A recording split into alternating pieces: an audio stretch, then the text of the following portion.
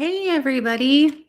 Um, so I'm in a different location. I have a new laptop and it's super hot in my office because, we're in July now. So I haven't been on for a few months now. Just dealing with a lot of stuff personally, and at home. And I was not feeling up to doing my podcast, and it just didn't seem like it was right to do my podcast if I wasn't feeling 100%. So I didn't want to do a subpar podcast. But I'm back, and tonight we have a really awesome guest who just signed on. So I'm super excited. But before we do that, I just want to give a huge thank you to Sean Smithson. He made me these really awesome coasters. So he made, the logo of, it's kind of hard to see, but he did just the Deetz. Isn't that awesome? And then he also did my logo for Layman. So I just want to say thank you to Sean for doing that. And then also I was cast in super awesome movie, Macabre Mountain, which is going to be filming this September in West Virginia. So we are running, I know all of you love Indiegogo so much as I do. So I'm going to be putting the link in the comments. So, if you ever wanted to act in a movie, you can. If you wanted to act in a scene with Felissa Rose, you can. So super awesome perks. Make sure you check that out. Every little bit helps. So without further ado, I will bring you Jeff Kirkendale. Yay! Hi, Jeff. Hi, Lydia. How you doing? Good. How are you? Can you hear me okay? Yes. Can you hear me? This is my first time using my new laptop. So I'm still trying to figure everything out. And I'm in a new location in my house because are you dying with this heat? Because I am. Yes. And I feel like my face is super right here we go. But I'm still trying to figure out distance in this new webcam because I'm not really tech savvy, as I told you a few weeks ago, because we had to reschedule this. So thank you for being so accommodating with me. Oh, no problem. But nice close up there. Yeah, it's really close. So I do apologize. But I'm on a MacBook now, and okay. I've never worked on a MacBook, and apparently MacBooks don't have USB ports. Okay. I've always had Windows, so I don't know. Yeah, I didn't. So when I bought this MacBook, I didn't realize that it didn't have USB ports. So I can't plug my external webcam into it or my microphone. So I'm just using good old MacBook stuff. So I'm really front and center. So I do apologize. Thank you, everybody who is watching. So I'm super excited. I got to meet Jeff. It's been about 2 months ago now since we filmed. Is that? Yes. Back in May, right? Beginning of May, yeah. So yes. I got to meet Jeff on set for RIP Part 3, which we can't discuss details of it just yet, but that is how I got introduced. Me and Jeff, we had been Facebook friends though for a while. I was told to friend request you by another director, you and Mark both, because we are local and they knew I was just getting started in the scene. And they were like, oh, these are 2 people you should really get to know. And it's funny because when I had talked with Frank Duran, he was like, how do you know Mark and Jeff? And I was like, I don't. We're just Facebook friends. Right. Thousands of people on Facebook, but not really, though. It's they're just, I sent out a friend request and they accepted it. But upon meeting you on set, we had just an instant just talking about horror films. Oh, right. Yes, we were talking for a while. You were telling me about Trauma and some of the movies you've been involved in. And so you are a lover of 80s horror. Yes, that's my that's your favorite decade for horror films. Yes, those were the movies that got me interested in the genre, definitely. What is it about the 80s genre of horror films that you love compared to any of the other decades? Well, I'm a big fan of that decade as a whole, the pop culture and all that. So it would make sense that I would like that style of movie making. There's a lot of very inventive storylines and a lot of good effects, good practical effects, and things like that. And yeah, those are the type of things I really like. The first, actually, the movie that really got me interested, the one movie that got me interested in the horror genre was the original Nightmare on Elm Street. So I'm a huge fan of that franchise. Mm-hmm. And then I got to like a lot of the other franchises and those type of movies. So. So who is your favorite 80s slasher? Oh, well, the Elm Street series is my favorite. So Right. I guess Freddy would get the nod. And I understand you've had some experience with some of those actors. I thought that was a cool thing. Yes, I got to work with Mark Patton from 2. I've gotten to work with Lisa Wilcox twice now. And then I also got to work with Danny Hassel as well. So Right. amazing Cool. experience with all 3 of them. I told you Nightmare on Elm Street is my favorite horror genre. I absolutely love it. So Very cool. Completely agree. What did you see? I don't know if you've read the articles about how Blumhouse is trying to get him to come back and play Freddy Krueger one more time. How do you agree with that? Oh, I did hear about that. Mm-hmm. He said he said Robert Englund says a lot of things, but he said many times that he might be up for one more. So I'd like to see it. It'd be interesting, definitely. I don't know. I feel like they should just leave it alone. I did like the remake. I did like it, but I feel like, I don't know. I'm getting tired of remakes personally, but that's just me. Sure. Because I mean, especially from your point of view, you do so many originals. That's true. I have been fortunate to be in a lot of original things. I have been in some franchise films, but a lot of them are originals, so that's cool. So thank you everybody for watching. So 1996 is when you started making movies. Right. Yes. I started making movies right after college. I went to college. Oh, go ahead. I was going to say you studied studio and field vision production at St. Rose. Yes. TV production, video production back in the VHS days. So that's where I got introduced to making things on video. And after I graduated from college, I started making my own movies, and I got involved with some of the other local filmmakers in the area. I learned editing, so I did a lot of editing for other people's projects. And then I was also taking some theater and acting classes at the time. So I started doing that. I kind of did a lot of different things at once and kind of all melded together over the years. Do you feel like you going to college for, studio and field video production helps you make movies today, or is because it was mainly focused on VHS that is so outdated that it doesn't really it's not up to par anymore? Oh, I think it was a really good experience because, with the technology not being as good back then, everything was a little more difficult. Like, for example, with the editing, it was linear editing where you hook the 2 decks together and you cut your movie and basically piece by piece. And if you made a mistake, you might have to even start over from the beginning. And I think getting a handle on that kind of editing made it even easier when the computers came in. Because I had experience with, the artistic side of putting a movie together. And then the computers were just another tool that made it a lot easier. So I think it was a really good experience. I'm glad I got to do some of that before digital took over. And then you said that you took acting classes. Do you feel like you have to take acting classes to like kind of make it in this industry? Well, I don't know about if you have to take them to make it in the industry, because I've seen some people. I've worked with some people who were just a natural in front of the camera. They had never taken any courses or anything. And then I've worked with people that took a lot of theater and so forth.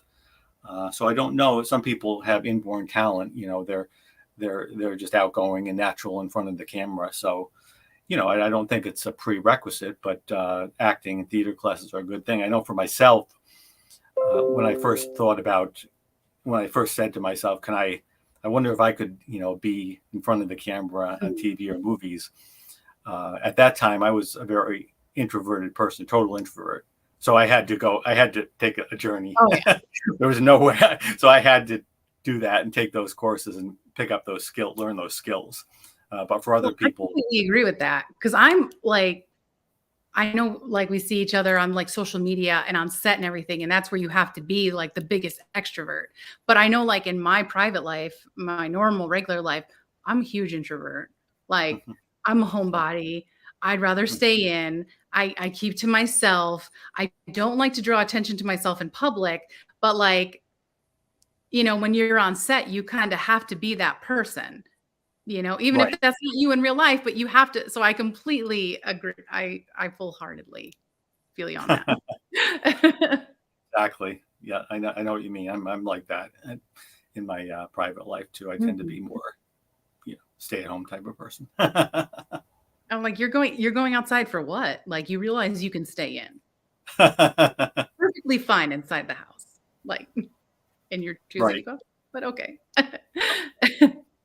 So you've worked on editing, like splicing together videotapes, and then moving to the computers. So what is your favorite program to work in? So you became proficient in Adobe, I believe.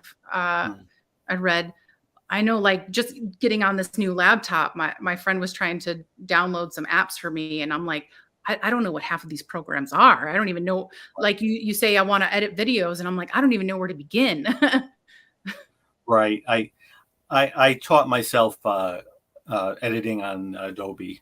I don't remember specifically why I picked that program. Mhm. I think it was one of the most well-known ones at the time, and I didn't take any formal courses for it, but I did a lot of those classroom and a book type training things, and learned it. And then I, cut my teeth editing some of my own movies and some feature films for other filmmakers.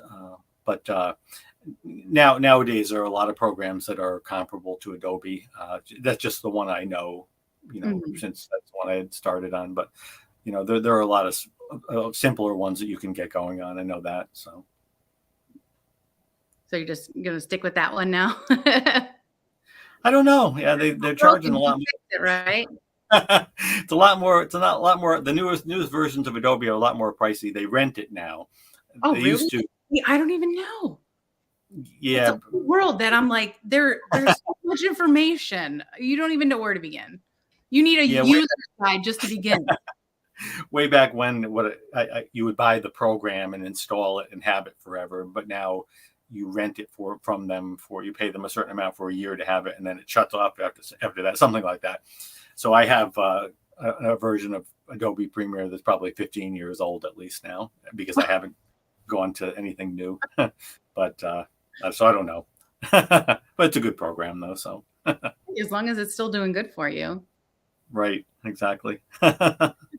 So you act, direct, produce, edit.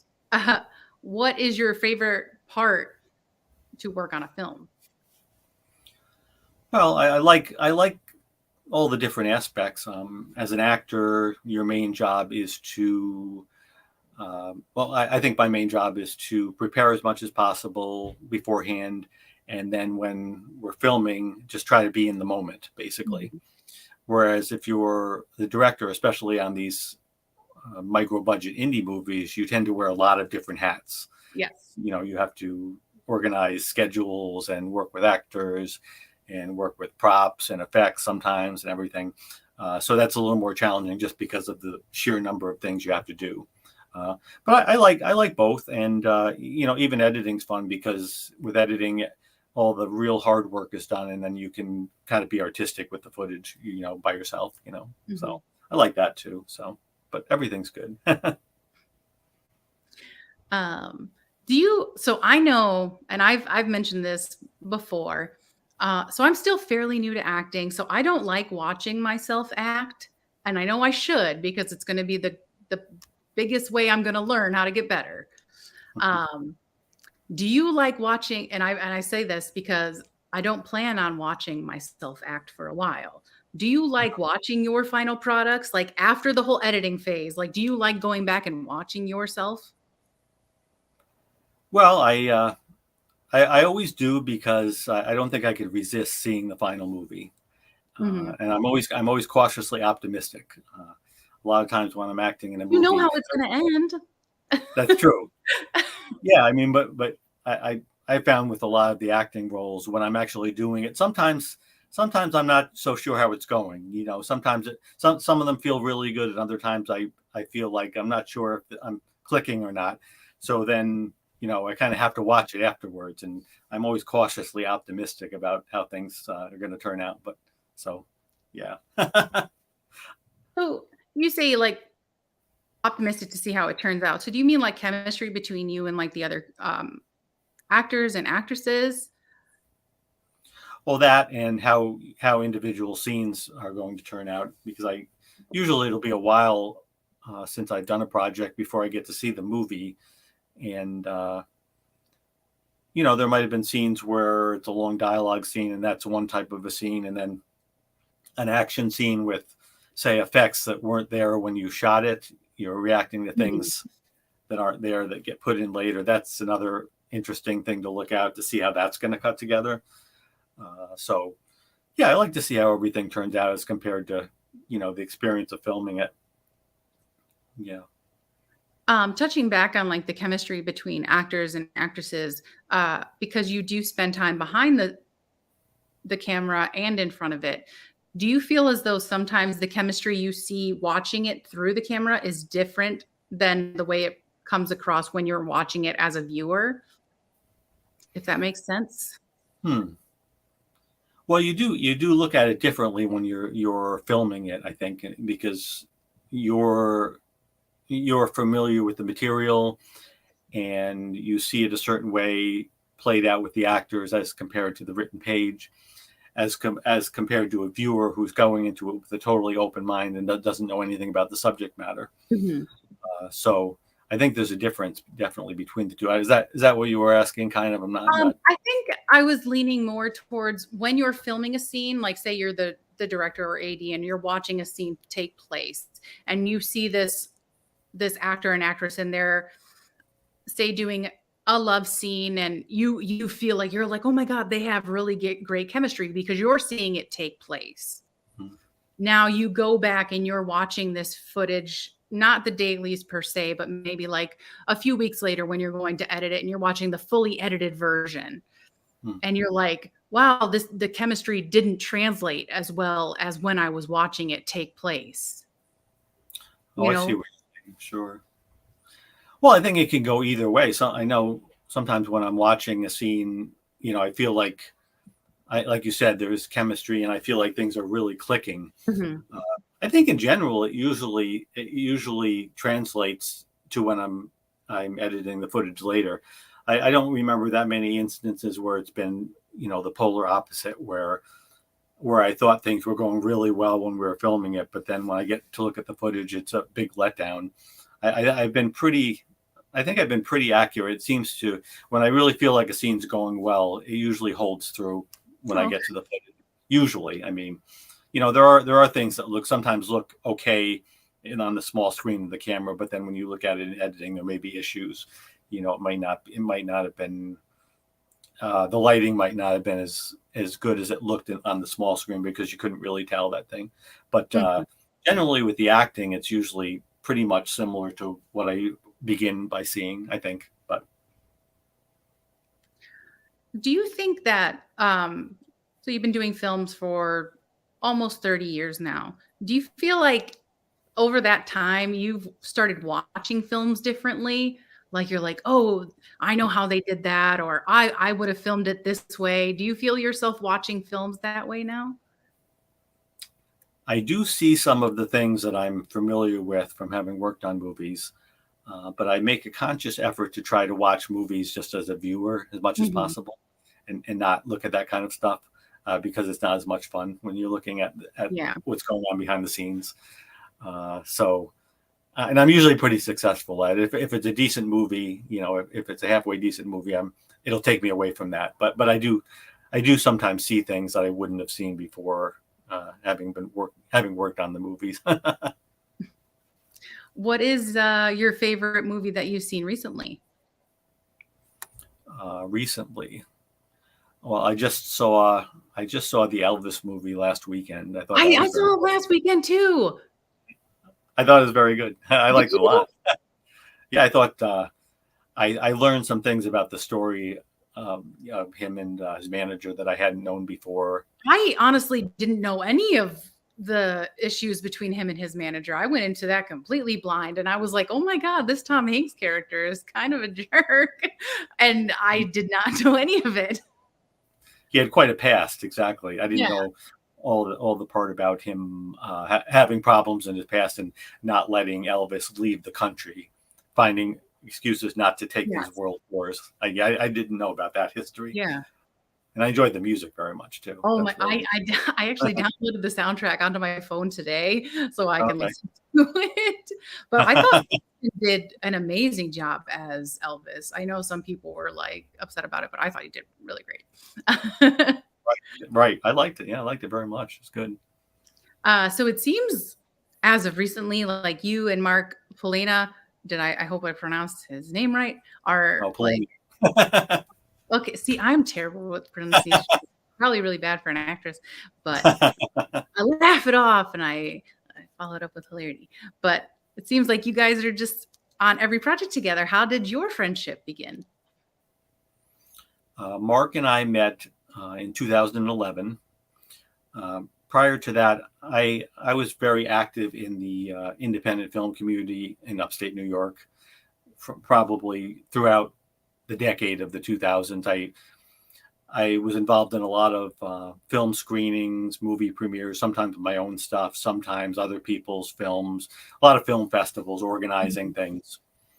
And so in 2011, a couple of friends and I were talking about putting together another event. And we had shown a lot of the local movies at these festivals and screenings, some of them multiple times. And we were trying to think of something new to do. And my friend Bruce Hallenbach, who's a filmmaker and writer from the area, he was telling us how he knew this filmmaker from Pennsylvania named Brett Piper, who he had corresponded with since he was a child, but they had never met in person. Brett had done a lot of independent movies, and Brett is a very old school special effects guy. He does stop motion animation, so they were friends. And so we put this movie festival together, showing 4 of Brett's movies. It was called the Muckman Movie Festival because Brett had just done a creature feature called Muckman. And so Brett's from Pennsylvania, and he was going to come up to Albany, New York, for the film festival. And a few days before the festival, he emailed me and was thanking me for putting it together. And he said, "Hey, I think I'm going to bring my producer friend Mark Poloni along with me," because Mark had been a producer on Muckman and I guess some of the other movies. And so I quickly did some research on both of them. And anyways, they came up to the film festival, Brett, Mark, and his son Anthony. And as it turned out, my couple of my friends and I were going into the building, coming in for the film festival. Right at the same moment they were coming out, they had decided to skip the first movie and head into downtown Albany to get something to eat because they'd been a 4.5-hour drive. So we wound up hanging out with them for most of the day. And Mark and I really hit it off. We had a lot in common. And we decided to keep in touch, and we did for a while. We emailed each other. And then in 2012, Mark asked me if I'd like to come to Pennsylvania to act in a movie he was doing. He was doing a sci-fi movie called Empire of the Apes, kind of like a female version of Planet of the Apes. Storyline's a little bit different, but has some similarities. Mm-hmm. So I went down to Pennsylvania for that movie. It was a good experience. And the following fall, he was doing a slasher film. And I said, "Hey, I'll come down and help if you like." And he said, "Yeah, come on down." And I wound up playing a role in that. Then the next year we did a few more. He invited me down a few more times, and flash forward to now 2022. And I've been in over around 40 movies of his. So Mark he produces a lot of movies. Yeah. That was something I learned a long time ago, more than anybody I've ever known. So we've been working together for quite some time, and we even co-directed a movie a couple of years ago that I wrote, a sequel called Return to Splatter Farm, which is a sequel to one of his early movies. Splatter Farm. Yes. So we did Return to Splatter Farm that came out in 2020. And why did it take so long for the sequel? I guess Mark had never written a script for a sequel, I guess, and I guess nobody else had approached him about a sequel. Mm-hmm. I remember it was 2017. Or maybe 2016. We were on the set of a movie called Amityville Exorcism that we were filming during a break, and I said to Mark, "Would you ever consider a sequel to Splatter Farm?" Because I really liked the movie, and he said yes, and he threw out some ideas to me, and I didn't say anything. I just went back home, and I had some ideas about a sequel, and it turned out his ideas were very similar to what I was thinking. Okay. So over the next couple months, I wrote the script, and I emailed him one day and said, "Hey, I wrote this sequel to Splatter Farm. Would you like to take a look at it?" He was very surprised. He did. He really liked it. And a couple of years later, we got into production on it, and then it came out a year after that, around a year after that, I think it was. How long does it usually take you to write a script? I don't know. Usually, once I get a good idea, I'll toil on different ideas for a while, and some of them don't go anywhere. But once I really start writing one, and I know that I've got enough material where it's going to come to the end, usually it'll be over the course of at least a month or maybe a couple months, something like that.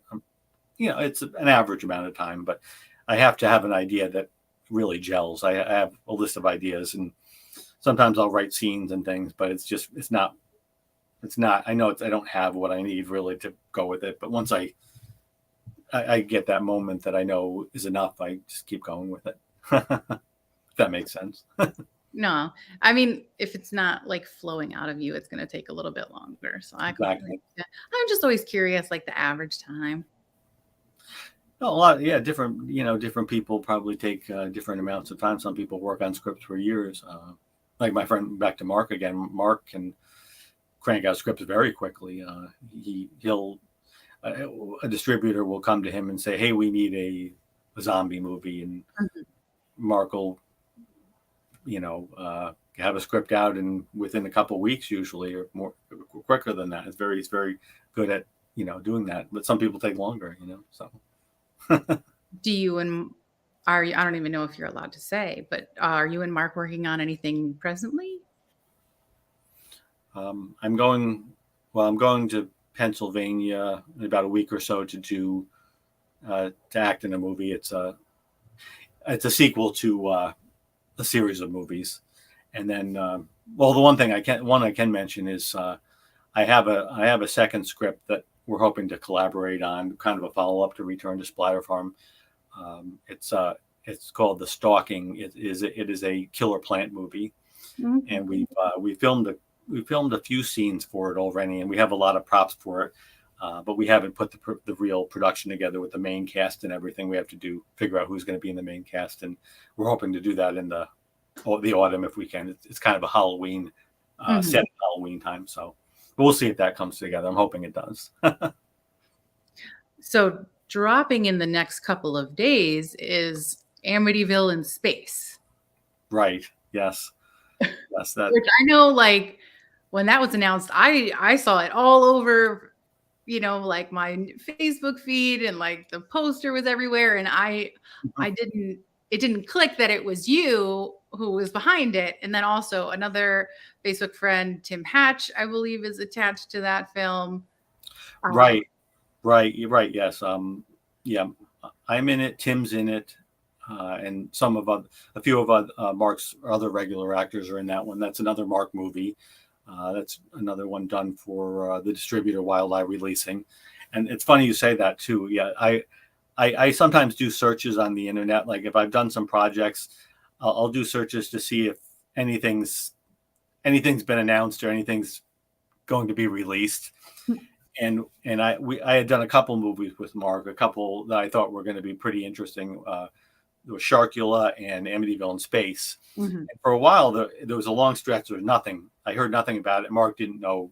He sometimes gets told by distributors, but I hadn't heard anything on it. And there was nothing for a while. And I remember I was at work one day as a Friday afternoon, and one moment there was nothing there, and then the next moment, like you said, Amityville in space, trending all over Facebook and social media, and I'd never seen Wild Eye Releasing had done a lot of really big releases for our movies. Mm-hmm. They do really great promotion, and they're good at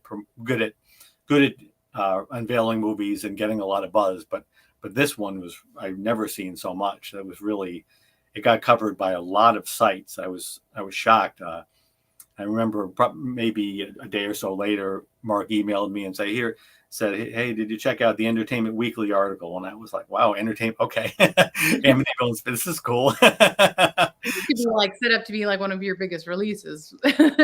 Right. Who would have thought? Amityville in space. Yes. And then the funny thing was about that one too, is usually Wild Eye Releasing will have a space. There'll be a big space between the releases. I mean, at least a few months, sometimes 6 months, sometimes a year. And they announced Sharkula almost the same day or the next day. So they were right next to each other. And that one got a lot of buzz too at the same time, which I'd never seen them do before. So it was this big hype all of a sudden out of nowhere. And it was very, very exciting. A very exciting thing. I know when I saw it like popping up everywhere, and like I've seen like the original Amityville Horror, and then I saw the remake, but I've never watched like any of the indie line Amityvilles. And I know like within the past year, I think I've seen like 2 or 3. So it's like, I know there was Amityville Karen, done by Sean C. Phillips. And then now there's Amityville in space. Like, what is left for Amityville? I feel at this point, like I don't I guess Amityville in hell, but that's really, really where it originates. So exactly. Yeah, that was another exciting thing for me actually, because I had been familiar with the Amityville series. Like you, I had watched the original. I think I saw the sequel. The first 4 or so were Hollywood movies. And then since then, it's been all independent movies. And actually, Mark did one in 2015 called Amityville Death House, which I was fortunate to be a part of. And that was my first introduction to the Amityville series, as being in it. And since then, counting Amityville in space, he's done 4 Amityville movies now in the series.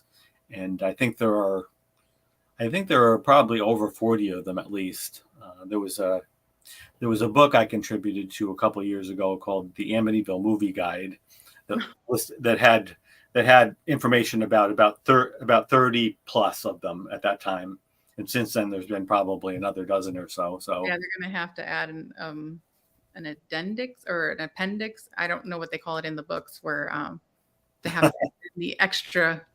They're going to have to do revisions every year for that book, I think, for the next couple of years to keep it updated. Exactly. But yeah, and then Sharkula. So I know I saw your character kind of looks like Dracula, but obviously trademarks. Oh, it is. The character is Dracula in that movie. Oh, so well, I guess you can do that. I don't know too much about it, but oh yeah, that was a fun one to do. I had a really good time when Mark sent me that script. I read it and I was thinking to myself, I wonder what character I would fit in this. And I wasn't even thinking of the Dracula character, but Mark said, I could see you as Dracula. And I was like, okay. You do realize what Dracula usually has looked like over the years. That was my first reaction. And this isn't it. But he said, no, I think you'd be great in that part. And so I read it again. I said, yeah, what the heck? I'll give that a try. And it was a really fun role. I did kind of a subtle accent for it. That was fun. And it has it has a kind of variations on some of the classic characters. There's a character, Renfield, in the movie, played by Kyle Rappaport, and Tim Hatch is in the movie, and Jamie Morgan, and she plays Mina, which is another classic character. And it has a very campy vibe, but some fun scenes, and it was it was a lot of fun to work on that, and I really feel good that I got to play a Dracula character. That was pretty neat. Was that like on one of your checklists of characters to play? No, I never thought of that before, but it's such a classic character. Like I said, I told you my original reaction because I was thinking, of George Hamilton and those dark feature type guys. I was surprised when Mark said that, but then I thought about it. And I have very light hair. That's not how right, this works. right. But I read the script and I got thinking about it and said, what the heck? I mean, that's a cool thing to have on your resume. Mhm. If they ever do a retrospective on all the Dracula actors, something, I don't know. Sharkula 2022. Make sure that's in there. Yeah, with Sharkula, Amityville in Space got a lot of buzz, but Sharkula also got a lot of buzz around the same time. Mhm. The trailer has like over 100,000 views. That's pretty decent. I was really happy with that, and it's if you haven't seen it, it's a really fun. No, I film. have seen it. I did watch it. You'll have a smile on your face. Research. I mean, I was laughing at that one for a while. It's just in a good way. It's just a fun. So I thought that would go over pretty well. And there's a lot of people with different opinions on it, how that movie would go. So is Sharkula out now, or is Yes. that? And that's streaming. Yes, it's out on DVD and streaming. It's on I know it's on Amazon streaming right now. It's on DVD through most of the major retailers, and it may be on some other streaming. Wild Eye's usually able to get their stuff on multiple streaming networks, but they almost always get Amazon first, though. So. And then Amityville in Space. It's dropping in the next couple of days, or it has officially dropped? I think it's July 19th. Oh, okay. Yeah. And again, that you can also get that on Wild Eye DVD, and then they usually release their movies sometimes simultaneously, sometimes one first and then the other, but it's always DVD and streaming, and occasionally they'll do. I think Amityville in Space actually. They also signed a deal through another company to release it on a double feature DVD with another Amityville movie. No, Blu-ray actually. So I think it's going to be on Blu-ray also. That's what I heard. So Matt Skinner, I know you're watching and you're super excited for Amityville in Space, July 19th. You can stream it. Hey, Matt. Matt Skinner has been, he absolutely loves you. He loves Mark. He loves Tim. He loves your guys' movies. He has been posting about Amityville in Space since it's been announced. So, thank you, Matt. I know Matt from Facebook. He seems like a really good guy. About it. So, also this year, House Squatch. Is that out? Is House Squatch out, or is that later this year? No, that came out. That one, that's another Mark movie. That one came out through SRS Cinema. It was released on a limited edition Blu-ray first, and I think, it's now out on wide release DVD as well, and I think streaming too. I think it's out on streaming too. We shot that in I think November of 2021, and it came out. The Blu-ray came out really fast. It was within a month. That was out really quickly. Wow! And that was a lot of fun. That movie's a lot of fun. I just absolutely love the name. So I was like, I have to ask about House Squatch, because what other time in your life can you say, oh, I got to ask him about House Squatch? So I had to take the opportunity when it presented itself. Yeah, I watched it myself recently, and I laughed a lot at it. That one is a really funny movie. I think that's a really funny movie. It's kind of a cross between a creature feature, and it has some elements of the movie Weekend at Bernie's, if you can imagine that. Okay. There's some of that in there too, and it's very lighthearted and campy, and I think people are gonna really get a kick out of that one. That was a fun one to do.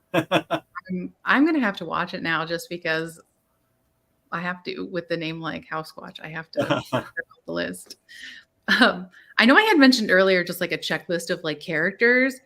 Do you have like a mental checklist of characters you would love to play that you haven't yet? I don't think I've ever thought about that. I've been fortunate I worked on a lot of movies here in the area, like I said, back back in the day with a lot of filmmakers and different characters. And since 2011, I've been kind of going strong with Mark's movies and playing these different characters. I've just been happy to see them keep coming in. I don't think I've ever thought about, oh boy, what would I like to play one of these days? Because I've gotten to play some bad guys, some good guys, some in between, some creatures, So I've been really happy with it. But I'll have to give that some thought one of these days. Is there a favorite character you've played so far? I think my favorite one, it was a Mark movie we did called Jurassic Prey. It's a dinosaur movie. And I got to play this character. His name is Andy Kilpatrick, and he was a washed-up child actor. He had been on a TV show that was really popular when he was a child. And in the movie, he's kind of down and out because he's been relegated basically to doing, nostalgia conventions. So what happens is him and his two buddies, two guys who used to work on the TV show with him, they're kind of down on their luck, and they decide to rob a bank. So his character on the TV show kind of did things like that, but they actually go and rob the bank, and things go wrong, and they wind up hiding out at this cabin with this woman's there who had recently herself stolen money from the mob, and the police are after them. And then there's this prehistoric dinosaur who came to life when they used dynamite to excavate this area. The dinosaur came to life and it's stalking everybody. But I like that character because he was a washed up child star, and he's a lot of talk about B movies and things like that. And it was a lot of fun to play that one. That's probably my favorite character for people who've seen that movie. Do you ever, is there like a role that you have done that you wish you could go back and like redo it? You're like, oh, that is just one thing I really wish I could have completely redone. I would have done it so much better. Well, I've been fairly happy with most of the movies that have come out. I never really thought of redoing one. I probably would. I would probably play some things a little different since just from having gotten experience. Mm-hmm. But I can't pinpoint anything in particular. I think there was one movie where it was one of those scenes where I was given kind of a monologue, not to anybody in particular, just kind of out loud. And if I had to do the scene again, I'd ask the director to have an actor in there. I think I do better when I'm going with somebody rather than kind of emoting like that. I don't think it comes out quite as well. But generally speaking, I've been pretty happy with most of the roles. I never really thought about doing one again, but like you were saying, remakes. Sometimes if you remake something, you can do it differently. That's all. That's why I always the movie Funny Games. I always find it interesting that the director is the same for the original and the remake, because it's like he could literally redo everything he wasn't happy with the first time around. So I always found out that was really interesting that it was the same director. But okay, right. Well, I think it's different if you're a director. I think you might see more of that. You're looking at the whole movie, and I've done some movies and worked on some movies, and after you see them done, you see all the things that were done wrong, things that you would for a movie as a whole, or being a director or a producer. I think that would more apply because you see a lot of the flaws in the movies, and if I could go redo that again, I'd edit this differently, or we'd shoot more footage here or something like that. I think it would apply more to that. Yeah. Definitely. So Jack Hunter, he wants to know if you would do a mail-in cameo for an indie film. Oh, that's a good question. I've actually done some of that. These last couple of years during the pandemic, I shot a few things that were inserted into movies. Mark was doing some movies, and there were times during the pandemic when I turned down some bigger roles just because of the world situation. I thought it was safer not to be on set. And a few times I shot some stuff, filmed some stuff here at home, and edited it to the movie. So being that I shoot movies, I know how to do that, and I'm definitely open to that type of thing, shooting footage to be added to indie movies, and I've also done some voice cameos as well too. That type, recorded some voiceover as well, but definitely on camera stuff. I'd be interested in that, sure. So there you go, Jack. Making connections. Yeah, definitely. Probably a Facebook friend of mine. Probably. Isn't that funny how like the indie community is so interwebbed? Oh, definitely. Facebook brought us all together. Yeah, a lot of great people in the indie film community. I met a lot of really cool people. And then it's, like you go to, I know you and I, when we were on set, we were talking about horror conventions. It's crazy when you go to them and then you end up meeting the Facebook people in real life, and Right. like your whole world is united. Oh, exactly. Conventions are great. I mean, I absolutely love them. Yes. I think they're coming back a little bit now too anyway, so that's nice. Definitely, yeah. Do you like to go to conventions as a vendor, or do you like to just go as I just like to walk around and just enjoy it. I'm just a visitor today. I mostly go in as a visitor most of the conventions, but I was a vendor at one several years ago with another filmmaker. That was fun, meeting people sitting at the table. And then there was another one where they invited me to be a local filmmaker guest of honor. That was interesting because they let me show a couple things and I got to talk to a lot of people that way. But, either one is fine. I think it's fun both ways. So. Do you like to go up and meet the celebrities when you're there? I sometimes do. I was more into that years ago when I first started, because it was a new thing, the conventions, and it was, oh my goodness, these people are here in person and everything. But I still sometimes go and talk to people. I just like to chat. I'm not so much into buying merchandise anymore, but I do like to chat with them and, ask them about projects and things like that. So, that's always fun. And sometimes if I'm fortunate, we'll have some kind of connection, like producer connection or something like that. But yeah. You don't like to buy merchandise anymore. Does that mean you used to collect a lot of things? Oh, I used to. I would sometimes buy autographed pictures way back when, and but mostly movies. I mostly go for the movie merchandise. I used to buy VHS tapes and sometimes DVDs and things, and that kind of thing.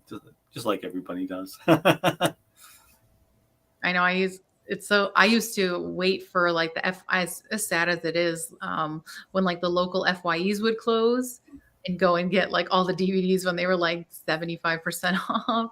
That's where I got a majority of my DVDs. Oh, right, exactly. Yes, yep. I got a lot there too.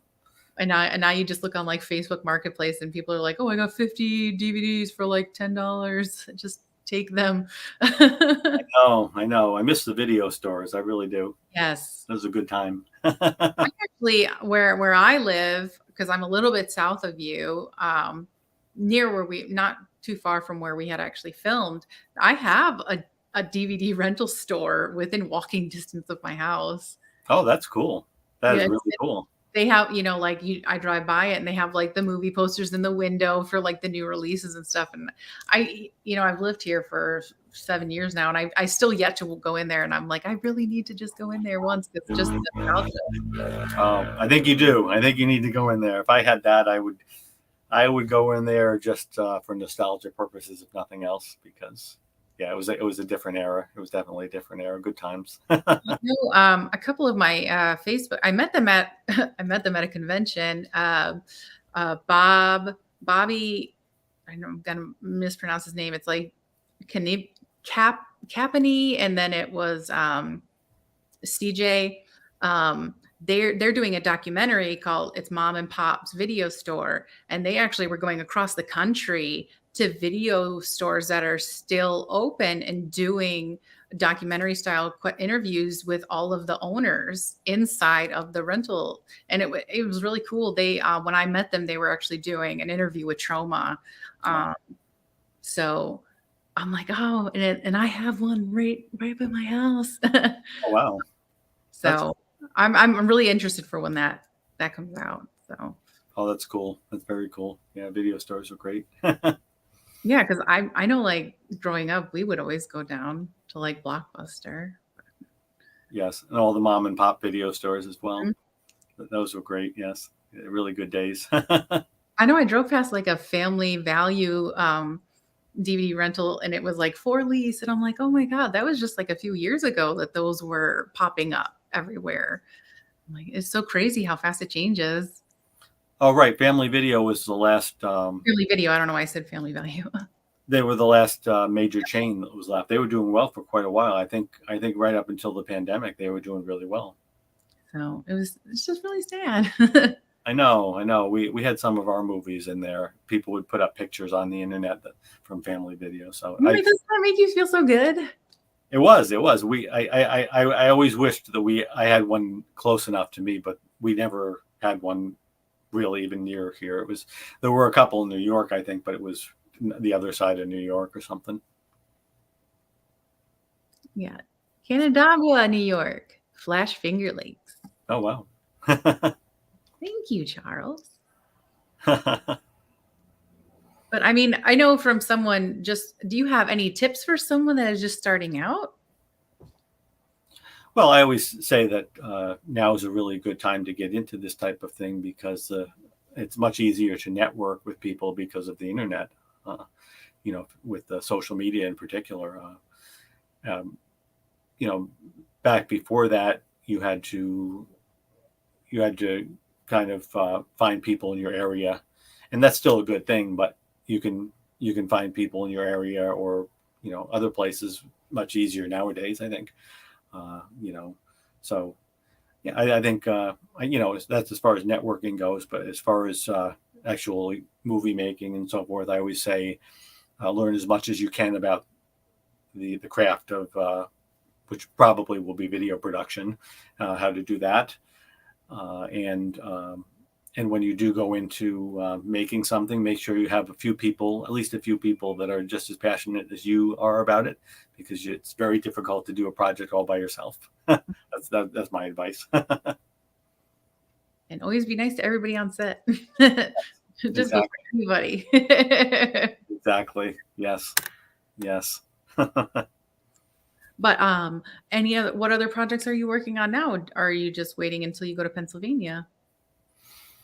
Well, like I said, I'm going to do an acting thing in about a week in Pennsylvania, and I'm hoping to get our production mark. The production Mark and I are going to co-produce together my script going in the fall. Hopefully, he's busy with a lot of things.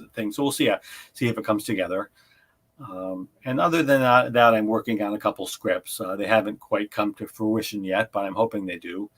And I would like to get back into producing some of my own films too at some point. I actually bought a new camera a while back and it's still in the box, and I really want to get to it, but other things life things have kept it. But I bought a new high def camera, and I think once I get going on that, I'd like to. I don't know what I'll do. If I get a good script, I'd like to do some more production work. The last movie I produced and directed came out in 2018, so it's been a little while. So Getting the itch. yeah. I mean, acting's great, but when you have something you want to go with, it's nice to put a production together too. So we'll see how it goes. Yeah. I know Mark I saw Doll Shark. Are you going to be a part of Doll Shark? Not that I know of. I think that's a movie that was a crowdfunding project he's doing with SRS Cinema. I don't know too much about it. I think an actress I've worked with in a lot of movies, Danielle Donahue, I know is cast in it. We worked together on several films, Jurassic Prey and Bigfoot versus Zombies and a bunch of other ones. I don't know the rest of the cast. I haven't talked to Mark, but not that I know of. But it sounds interesting, though. Yeah, I saw the poster looked pretty cool. Yeah. Charles wants to know, is there a set time it takes to complete production? Well, I guess it can vary by the production and who's doing the movie. Some of my movies in the past, I when I first started making movies, way back, I used to do them on weekends over a long period of time, and then as I moved, went along, I tried to shorten that up a little. And then, other experiences I've had, like for example, with Mark, my friend Mark will shoot everything within at most like a week's time, usually 3 to 5 days, shoot all the footage. So it really depends on the situation, the people doing it, the resources you have. It can vary. And then Jack is curious, what kind of camera did you buy? Oh, it's a Canon. It is not a DSLR. It's one of the traditional type of HD cameras. I forget the model offhand, what the model was, but it's 4K, which I've never shot in before, and a pretty newer model, like within the last couple of years. So about yay big, about normal size. They're pretty small today, but yeah, the last camera, the camera I've had up until now is also a Canon, but it's actually one of the mini tape models, but it shoots in 1080, but it's mini tape. So this will be the first SD card camera that I'll be using, which I'm probably way behind the curve on that because everybody else has probably graduated that long ago. But the last movie I shot myself, the one that came out in 2018, Halloween Horror Tales, I shot with the Canon with the mini tapes, but again, full HD. So, yeah. He asked if it was the C100 model. That doesn't sound like the model, and I'm sorry I forget the model number now, but no, it's not. Boys and their toys. But it's I remember I've had it for a while, and I'm hoping to get to it soon. And I actually did a ton of research before I bought it, so I feel pretty good about it. I'm like, what has really good reviews? What works for other people? That's just me. So we are just about at the end of our hour. Okay. Thank you so much for coming on. Is there anything you want to promote or anything before we go? Well, I want to say thank you, Lydia, for having me on the show. It was a lot of fun to talk about this stuff, and I enjoyed working with you on RIP 3. Oh, thank you. I had a really great time working with you. And Lydia plays a really fun character and some really fun scenes, so everybody be on the lookout for that. Actually, RIP 2 and RIP 3. The first one came out not that long ago. Amityville in Space comes out July 19th, so that's going to be a big one. And if anybody wants to reach me, I'm on Facebook, and I have a traditional website as well. It's www.veryscaryproductions.com. I kept it over the years, and I'm pretty easy to reach. And yeah, so hopefully look for and subscribe to his YouTube channel. Oh yes, I forgot. I forgot that. Yes, I have a YouTube channel. It's just Jeff Kirkendall for that one. So I try to favorite a lot of the latest trailers and things, and I've uploaded some of my own stuff over the years, and there's some free stuff on there too. One of my short films from 1997 is on there. You can watch, and a lot of trailers I did that I cut for my older movies are on there.